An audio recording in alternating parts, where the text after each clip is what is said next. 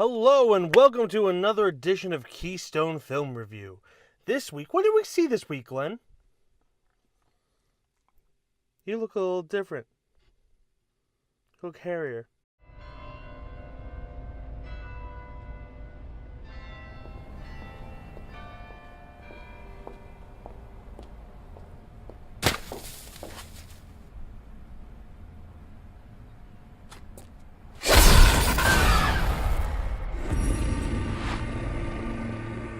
A woman vanished last night. We just found the body. Prince? And the head is missing.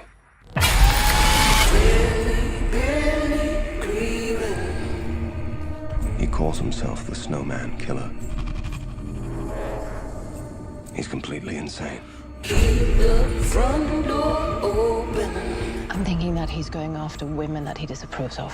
What's that cheeky grinning? Come on down. The only thing we know for sure is that he's playing games with us. We saw The Snowman, starring Michael Fassbender and Rebecca Ferguson, and a whole bunch of other people that you'll go, hey, I know that person.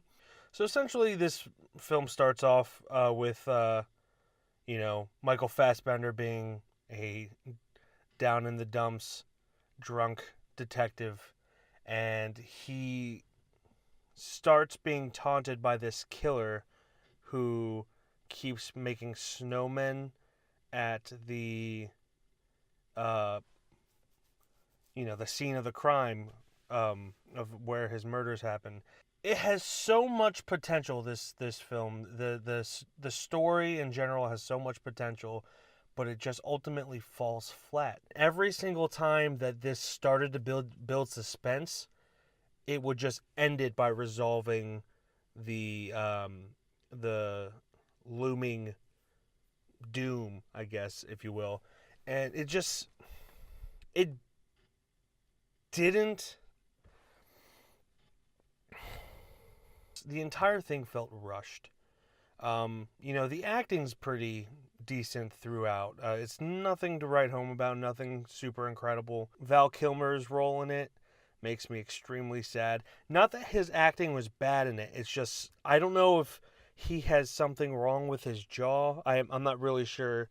I don't read up on celebrities too much. His mouth barely moved, and then they had this voiceover that didn't even sound like Val Kilmer. Even like, I haven't heard him speak significantly since MacGruber. Weak. That was the last movie I've heard him speak significantly in, and it's just not how I remembered him sounding. So I don't know if they got a voice actor to redub his lines, or if that's just how his voice sounds now, but it just didn't sound like him, and it just felt off.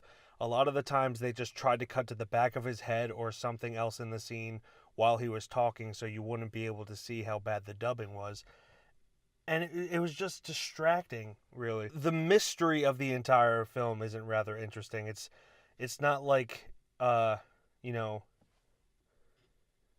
with the Dragon Tattoo. I only say that because it's both takes place in Nordic countries, and both, apparently there's a lot of English people in Norway, Glenn.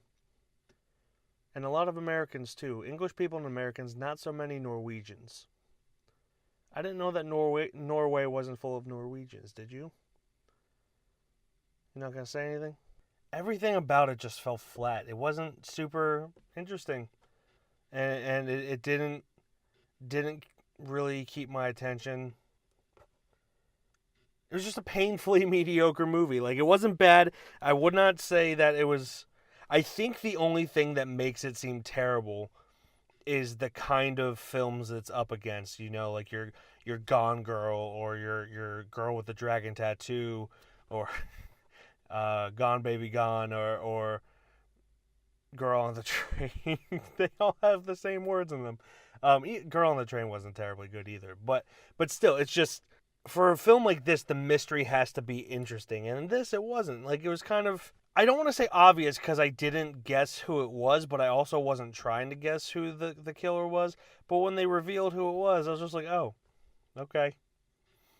And the motivation behind the killings was not very interesting.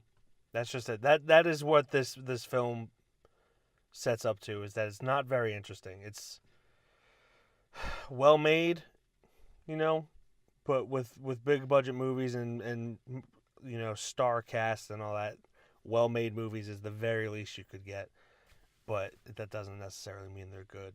Would you do the honors of telling them what our rating system is?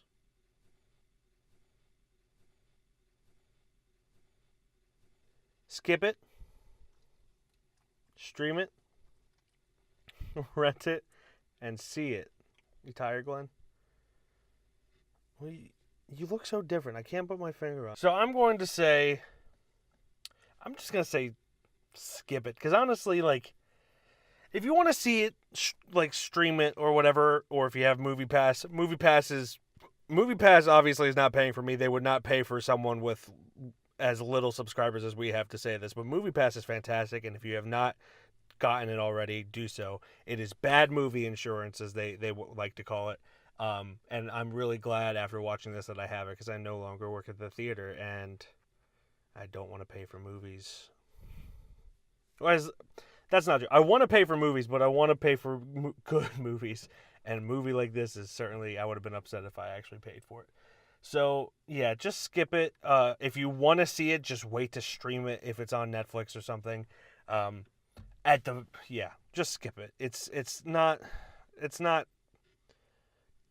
as terrible as people are saying, but it's also not worth your money or time, really. Be careful. We don't know what we're dealing with.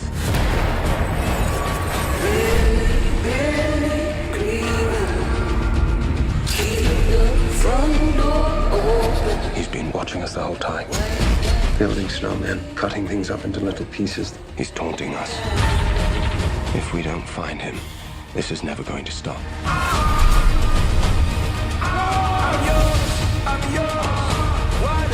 Another missing moment. There's something we're not seeing. What matters most is that we celebrate the way this has brought us together. Anyone can see that he's trying to hide something. You can't force the pieces to fit. You could have saved them. No? Gave you all the clues.